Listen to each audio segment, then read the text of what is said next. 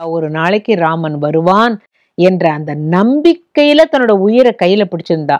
அவள் எண்ணம் போலவே ராமர் வந்தார். ராமர் வந்த பொழுது அவள் தண்ணீர் எடுக்க போயிருந்தார். அவர் வரல. இங்க ஆசிரமத்துக்கு நேரம் வரும்போது அவ இல்ல. மத்த முனிவர்கள்லாம் பூரண கும்பம் வச்சுட்டு காத்துட்டு இருக்காங்க. தன்னுடைய குடிலுக்கு வருவார், தங்களுடைய ஆசிரமத்துக்கு வருவார் அப்படின்னுட்டு. ராமரும் லக்ஷ்மணரும் இங்க பார்த்தாங்க, எல்லாரையும் பார்த்தார். நேரம் வந்தது இந்த மதங்க முனிவருடைய ஆசிரமத்துக்கு தான் வந்தார். வந்த போது அங்க யாருமே இல்ல. அந்த பாறை இருந்தது, வழுவழு பாறை, அவ தேய்ச்சாளே அந்த பாறையில உட்கார்ந்துட்டு ராமரும் லக்ஷ்மணரும் காத்துன்னு இருந்தாங்க சபரிக்காக. இவ கூன் விழுந்து குள்ளமா தண்ணிய கொண்டு வச்சுட்டு நீங்க யாருன்னு கேக்குறா.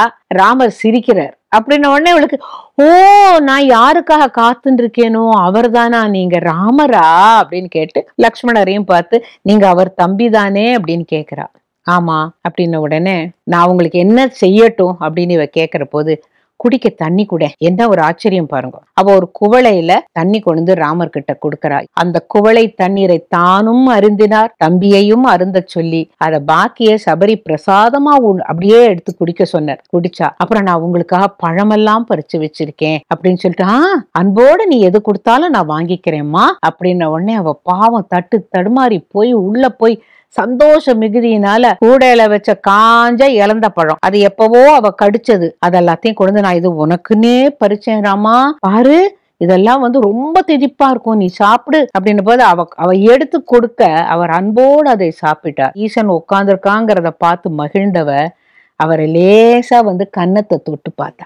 அப்புறம் அவரோட கண்ணை தொட்டு பார்த்தா. அரவிந்த தளாய தாட்சம்னு சொல்லியிருக்காரே, கண்ணை தொட்டு பார்த்தா. அப்புறம் அப்படியே அந்த அகன்ற மார்பை உடையவன் ராமன் உடனே அந்த மார்பெல்லாம் அப்படியே தடவி பார்த்தா, ஆஹா தெய்வமே, என்னுடைய குருநாதருடைய அந்த எனக்கு என்ன ஆசீர்வாதம் பண்ணாரோ நிறைவேறிடுத்து. சம்பாஷணம், நீங்க என்னோட பேசுறீங்களே அது பெரிய விஷயம் இல்லையா? நீங்கள்லாம் யாரு? ராஜகுமாரர்கள், என்னோடலாம் நீங்க பேசலாமா? ஆனா நீங்க பேசுறீங்க. ராமர் ஒரு சிரிப்பு சிரிச்சாராம். சொன்னாராம், என்ன நீ ஆசைப்பட்டியோ அதெல்லாம் கொடுத்தாச்சு, இன்னும் ஏதானு பாக்கி இருக்கானா? ஆமா ஒன்னே ஒண்ணு இருக்கு, எனக்கு வேற ஒண்ணுமே வேண்டாம் ராமா, மோட்சம் கொடுன்னு கேட்டவ அப்படியே அவருடைய காலடியில் உயிர் நீத்தாள்.